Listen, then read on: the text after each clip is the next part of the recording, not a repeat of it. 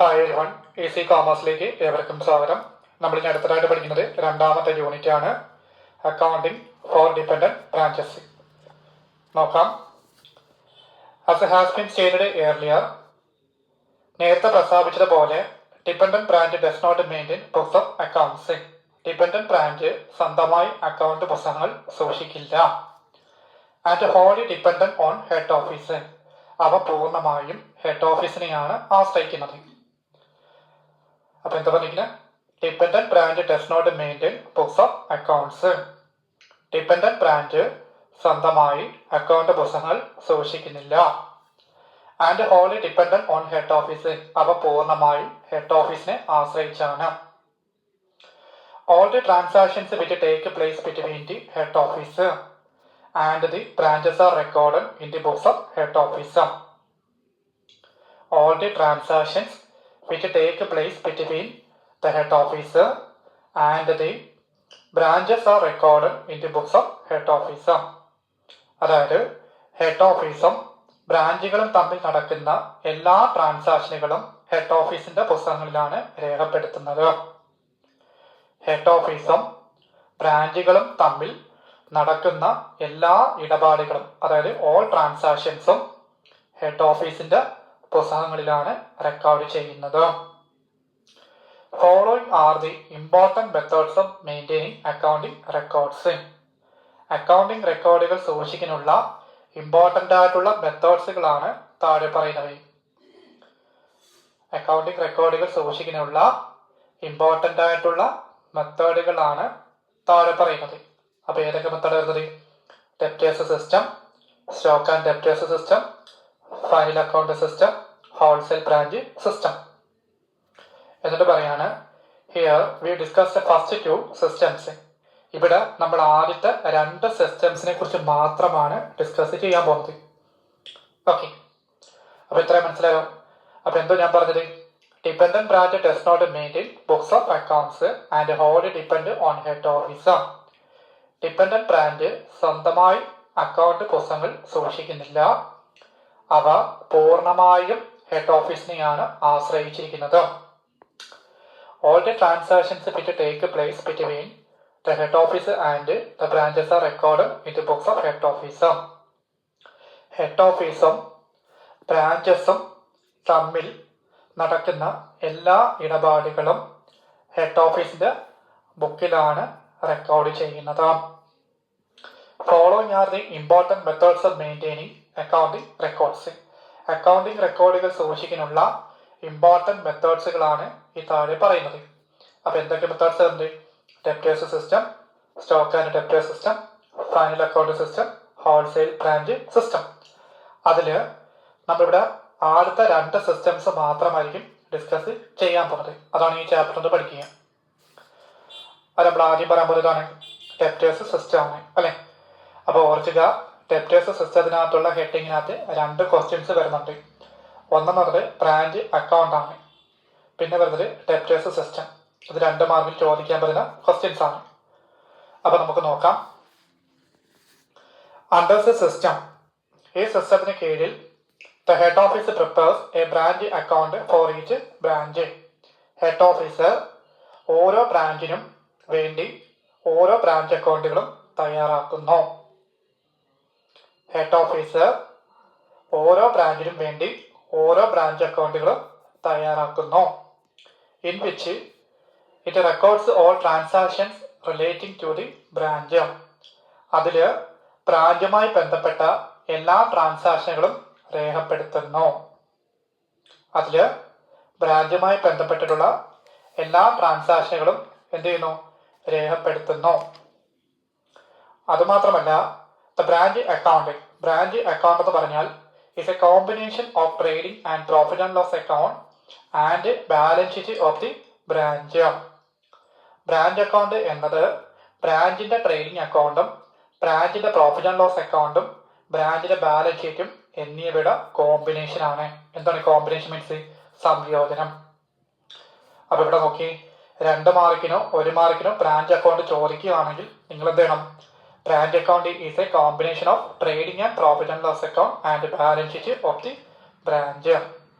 Branch account എന്ന് പറയുന്നത് ബ്രാഞ്ചിന്റെ trading അക്കൗണ്ടും ബ്രാഞ്ചിന്റെ പ്രോഫിറ്റ് ആൻഡ് ലോസ് അക്കൗണ്ടും ബ്രാഞ്ചിന്റെ ബാലൻസ് ഷീറ്റും എന്നിവയുടെ കോമ്പിനേഷനെയാണ്. കോമ്പിനേഷൻ മീൻസ് ആണ് സംയോജനമാണ്. അതിനെ വിളിക്കുന്ന പേരാണ് ബ്രാഞ്ച് അക്കൗണ്ട്. അതുമാത്രമല്ല, this account being A nominal account, ഇതൊരു നോമിനൽ അക്കൗണ്ട് ആയതുകൊണ്ട് the main purpose of this method is to ascertain the profit or loss made by each branch. The main purpose of this method is to ascertain the profit or loss made by each branch. ഓരോ ബ്രാഞ്ചും ഉണ്ടാക്കിയിട്ടുള്ള profit അല്ലെങ്കിൽ loss കണ്ടെത്തുക എന്നതാണ് ഈ മെത്തേഡിന്റെ main purpose. അപ്പൊ എത്ര മനസ്സിലായോ? അപ്പോൾ നോക്കി, what is mean by debtor system ചോദിക്കുകയാണെങ്കിൽ താണ്ടെ ഇവിടെ മാർക്കിയിട്ടുണ്ട്, ഇവിടെ മുതൽ ഇവിടെ വരെ എഴുതണം. അപ്പോഴാണ് ഡെപ്റ്റർ സിസ്റ്റത്തിന്റെ മീനിങ് കംപ്ലീറ്റ് ആവുക. അതേപോലെ ബ്രാഞ്ച് അക്കൗണ്ട് എന്താണെന്ന് ചോദിക്കുകയാണെങ്കിൽ താണ്ടെ ഈ സെന്റൻസ് മുതൽ എവിടം വരെ, താണ്ടെ ഇവിടം വരെ എത്ര എഴുതണം. അപ്പൊ മനസ്സിലായോ? അപ്പൊ ഒരിക്കൽ കൂടി പറയാം, ഡെപ്റ്റേഴ്സ് സിസ്റ്റം എന്ന് പറയുന്നത് എന്താണ്? Under the system the head office prepares a branch account for each branch. Head office ഓരോ ബ്രാഞ്ചിനും വേണ്ടി ഓരോ ബ്രാഞ്ച് അക്കൗണ്ടുകൾ തയ്യാറാക്കുന്നു. In which it record all transactions relating to the branch. അതിൽ ബ്രാഞ്ചുമായി ബന്ധപ്പെട്ടിട്ടുള്ള എല്ലാ ട്രാൻസാക്ഷനുകളും റെക്കോർഡ് ചെയ്യുന്നു. The branch account is a combination of trading and profit and loss account and balance sheet of the branch. Branch account എന്ന് പറയുന്നത് ബ്രാഞ്ചിന്റെ trading അക്കൗണ്ടും ബ്രാഞ്ചിന്റെ profit and loss അക്കൗണ്ടും ബ്രാഞ്ചിന്റെ ബാലൻസ് ഷീറ്റും എന്നിവയുടെ ഒരു സംയോജനമാണ് എന്ന് പറയുന്നത്. This account being A nominal account, ഇതൊരു നോമിനൽ അക്കൗണ്ട് ആയതുകൊണ്ട് the main purpose of this method is to ascertain the profit or loss made by each branch. ഓരോ ബ്രാഞ്ചും ഉണ്ടാക്കിയിട്ടുള്ള പ്രോഫിറ്റ് അല്ലെങ്കിൽ ലോസ് കണ്ടെത്തുക എന്നതാണ് ഈ മെത്തേഡിന്റെ മെയിൻ പർപ്പസ്. അടുത്തത്, this method is followed when the size of the branch is small. ബ്രാഞ്ചിന്റെ വലിപ്പം ചെറുതായിരിക്കുമ്പോഴാണ് സാധാരണയായി ഈ മെത്തേഡ് ഫോളോ ചെയ്യുന്നത്. ബ്രാഞ്ചിന്റെ വലിപ്പം ചെറുതായിരിക്കുമ്പോഴാണ് സാധാരണയായിട്ട് ഈ മെത്തേഡ് ഫോളോ ചെയ്യുന്നത്. നോക്കാം. Head office may send goods to the branch either at a cost price or at a selling. Selling means invoice price. Head ഓഫീസിന് ബ്രാഞ്ചിലേക്ക് സാധനങ്ങൾ അയക്കുമ്പോൾ കോസ്റ്റ് പ്രൈസിലോ ഇൻവോയ്സ് പ്രൈസിലോ അയക്കാം. Head office may send goods to the branch. Head office ബ്രാഞ്ചിലേക്ക് സാധനങ്ങൾ send ചെയ്യുമ്പോൾ ഒന്നെങ്കിൽ കോസ്റ്റ് പ്രൈസ് ആവാം അല്ലെങ്കിൽ ഇൻവോയ്സ് പ്രൈസ് ആവാം. ഇൻവോയ്സ് പ്രൈസ് മീൻസ് എന്താണ്? Selling price. സോ അതിനാൽ there are two methods of preparing the branch account in this case. ഈ സിറ്റുവേഷനിൽ ബ്രാഞ്ച് അക്കൗണ്ട് പ്രിപ്പയർ ചെയ്യാൻ വേണ്ടി രണ്ട് മെത്തേഡ്സുകളുണ്ട്. അപ്പോൾ ഏതൊക്കെയാണ്? കോസ്റ്റ് പ്രൈസ് മെത്തേഡും ഇൻവോയ്സ് പ്രൈസ് മെത്തേഡും. മനസ്സിലായോ? അപ്പോൾ എന്തോ ഞാൻ പറഞ്ഞ, ബ്രാഞ്ച് അക്കൗണ്ട് പ്രിപ്പയർ ചെയ്യുമ്പോൾ നമുക്ക് എത്ര മെത്തേഡ്സ് ഉൾക്കൊള്ളുന്നുണ്ട്? രണ്ട് മെത്തേഡാണ്. ഒന്ന് കോസ്റ്റ് പ്രൈസ് മെത്തേഡും ഉണ്ട്, രണ്ടെന്താണ്? ഇൻവോയ്സ് പ്രൈസ് മെത്തേഡും ഉണ്ട്. നോക്കാം. അത് നമ്മൾ ആദ്യം പറയാൻ പറ്റത് കോസ്റ്റ് പ്രൈസ് മെത്തേഡാണ്. അണ്ടർ ദിസ് മെത്തേഡ്, ഈ മെത്തേഡ് പ്രകാരം goods are send to the branches at cost price. ബ്രാഞ്ചിലേക്ക് സാധനങ്ങൾ സെൻഡ് ചെയ്ത് കോസ്റ്റ് പ്രൈസിലാണ്. Cost price means, cost price എന്ന് പറയുന്നത് purchase price plus purchase expenses incurred on the goods. എന്ത് പറഞ്ഞിരിക്കുന്ന? പർച്ചേസ് പ്രൈസ് വാങ്ങുമ്പോഴുള്ള പ്രൈസും അതോടൊപ്പം തന്നെ ഗുഡ്സുകൾ ചെലവാക്കുമ്പോൾ നമ്മൾ ഗുഡ്സ് വാങ്ങിക്കുന്നതിന് അപ്പൊ ആ ചെലവാക്കുന്ന എക്സ്പെൻസുകളും ഉൾപ്പെടുത്തിയാണ് എന്തെന്ന് പറയുന്നത് കോസ്റ്റ് പ്രൈസ് എന്ന് പറയുന്നത്. അപ്പൊ നിങ്ങൾക്ക് 1 മാർക്കിൽ വേണമെങ്കിൽ ചെയ്യാം, ചോദിക്കാം. അപ്പൊ കോസ്റ്റ് പ്രൈസ് മീൻസ് എന്താണ്? Purchase price plus purchases expense incurred on the goods. അപ്പൊ എത്ര മനസ്സിലാണോ? ഓക്കെ. അപ്പൊ എന്തോ ഞാൻ പറഞ്ഞ, ഒരു ബ്രാഞ്ച് അക്കൗണ്ട് പ്രിപ്പയർ ചെയ്യുമ്പോൾ നമുക്ക് രണ്ട് മെത്തേഡ്സുകളാണ് ഉൾപ്പെടുന്നത്. ഒന്നെന്ന് പറഞ്ഞ കോസ്റ്റ് പ്രൈസ് മെത്തേഡും രണ്ടെന്താണ്? ഇൻവോയ്സ് പ്രൈസ് മെത്തേഡും. അത് നമ്മൾ ആദ്യം പറയുന്നതാണ് കോസ്റ്റ് പ്രൈസ് മെത്തേഡാണ് അല്ലെ. അപ്പൊ എന്തോ ഞാൻ പറയുന്നത്, സാധനങ്ങൾ ബ്രാൻഡിലേക്ക് സെൻഡ് ചെയ്യുമ്പോൾ അത് കോസ്റ്റ് പ്രൈസിലാണ്. എന്താണ് ഈ കോസ്റ്റ് പ്രൈസ് എന്ന് പറയുമ്പോൾ പർച്ചേസ് പ്രൈസ്, അതായത് വാങ്ങിയ വിലയും പ്ലസ് പിന്നെന്താണ് സാധനങ്ങൾ വാങ്ങിക്കുമ്പോൾ നമ്മൾ എക്സ്പെൻസ് ചെയ്യത്തില്ലേ, അത് രണ്ടും കൂടെ ചേരുമ്പോഴാണ് എന്താന്ന് പറയുന്നത് കോസ്റ്റ് പ്രൈസ് എന്ന് പറയുന്നത്. മനസ്സിലായല്ലോ? ഓക്കെ. നമുക്ക് ബ്രാഞ്ച് അക്കൗണ്ട് പ്രിപ്പയർ ചെയ്യുമ്പോൾ നമുക്ക് കുറെ എൻട്രീസ് പഠിക്കാനുണ്ട്. അപ്പൊ നമുക്ക് എൻട്രി വെച്ചാണ് സാധാരണ നമ്മൾ എന്ത് ചെയ്ത് ബ്രാഞ്ച് അക്കൗണ്ട് പ്രിപ്പയർ ചെയ്തത്. ഇത് നമ്മൾ തിരിച്ചാണ് പോകാൻ പോകുന്നത്. അപ്പൊ നമുക്ക് എന്ത് ചെയ്യാം, ബ്രാഞ്ച് അക്കൗണ്ടിന്റെ ഒരു ഫോർമാറ്റ് ഉണ്ട്. ആ ഫോർമാറ്റ് നല്ലപോലെ മനസ്സിലാക്കി കഴിഞ്ഞാൽ നമുക്ക് എന്ത് ചെയ്യാൻ പറ്റും, എൻട്രീസ് പെട്ടെന്ന് കിട്ടും. അതായത് നിങ്ങൾ എൻട്രി വെച്ച് പഠിച്ചു പോവുകയാണെങ്കിൽ പാടായിരിക്കും കണ്ടോ. അപ്പൊ നമുക്കൊരു ഫോർമാറ്റ് ഉണ്ട്. ആ ഫോർമാറ്റ് വെച്ച് നമുക്ക് എന്ത് ചെയ്യാം, എൻട്രീസ് എളുപ്പത്തിൽ ഉണ്ടാക്കാൻ പറ്റും. അപ്പൊ നമുക്ക് ഫോർമാറ്റ് നോക്കാം.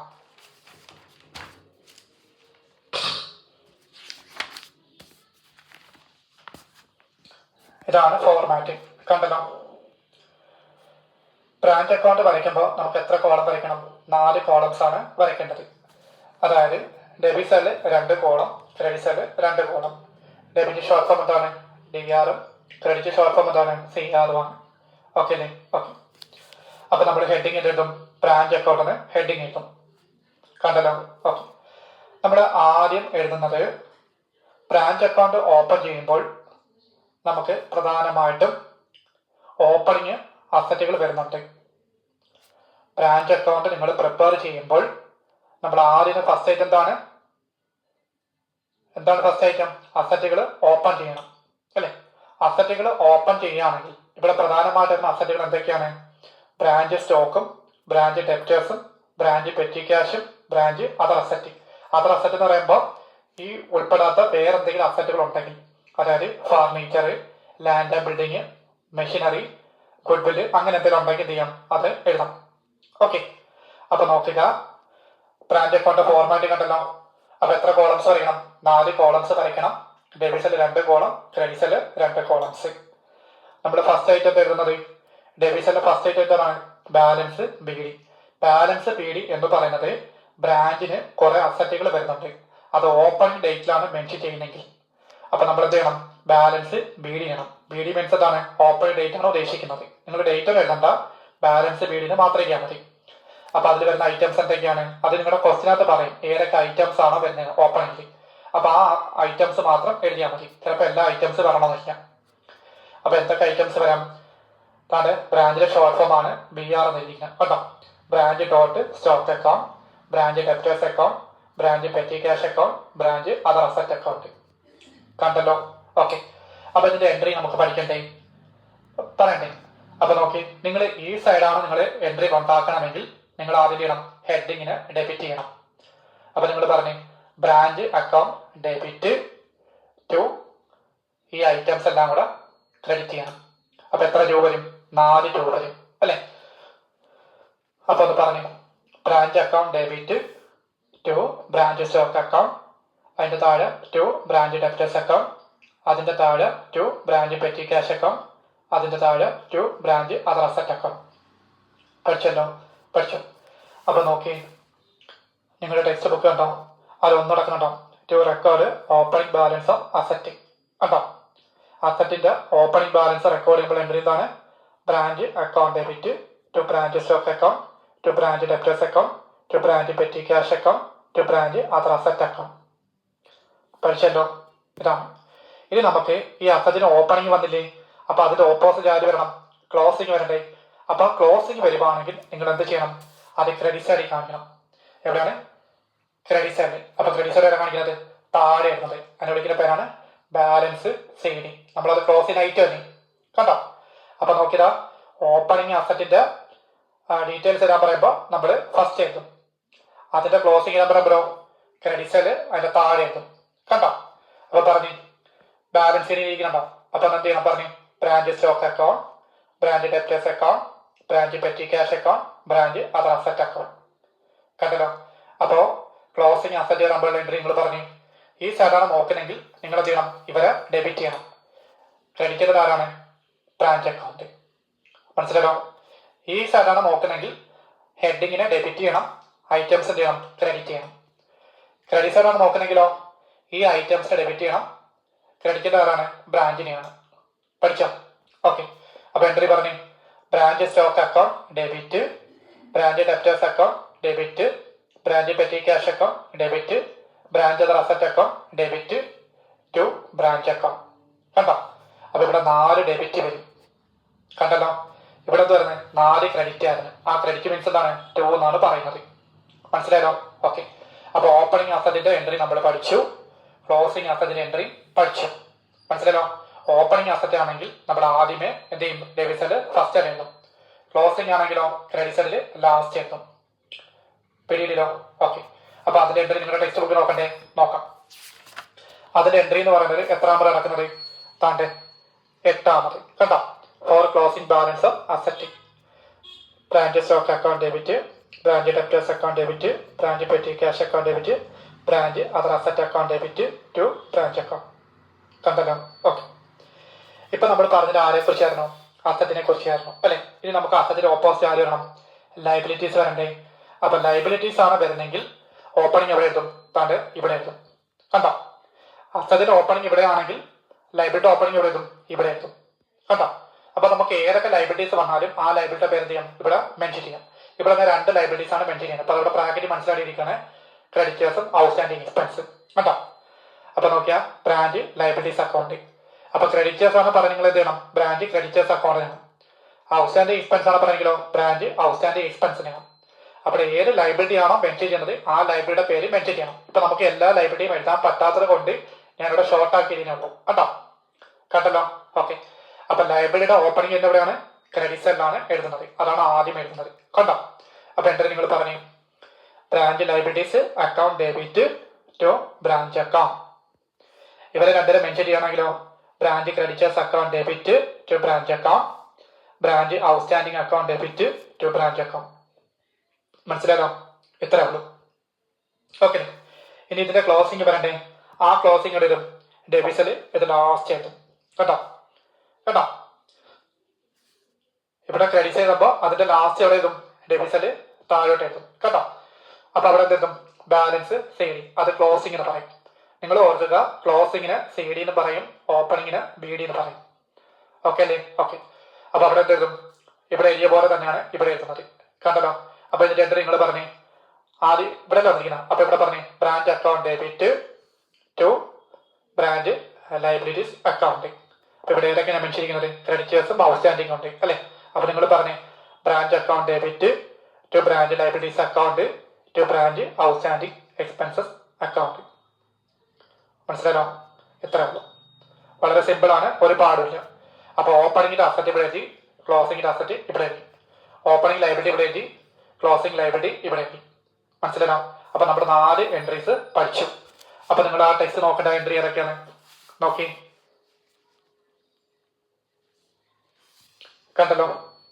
കേട്ടോ? ഇത് ക്ലോസിംഗ് ലൈബിലിറ്റീസിന്റെ എൻട്രി ആണ്. കണ്ടല്ലോ? അപ്പൊ ഓപ്പണിംഗ് ലൈബിലിറ്റീസ് എൻട്രി കിടക്കുന്നത് താഴെ 2ാമത്. കണ്ടോ?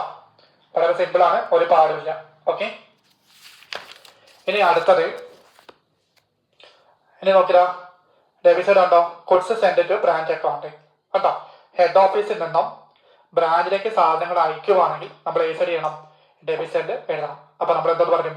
Goods send to branch account എഴുതും. അപ്പൊ ഹെഡിങ് എൻട്രി പറഞ്ഞു branch account debit to goods send to branch account. പഠിച്ചല്ലോ? ഓക്കെ. ഇനി നമ്മൾ ആ സാധനം ബ്രാഞ്ചിലേക്ക് സെൻഡ് ചെയ്ത് പറഞ്ഞില്ലായിരുന്നോ?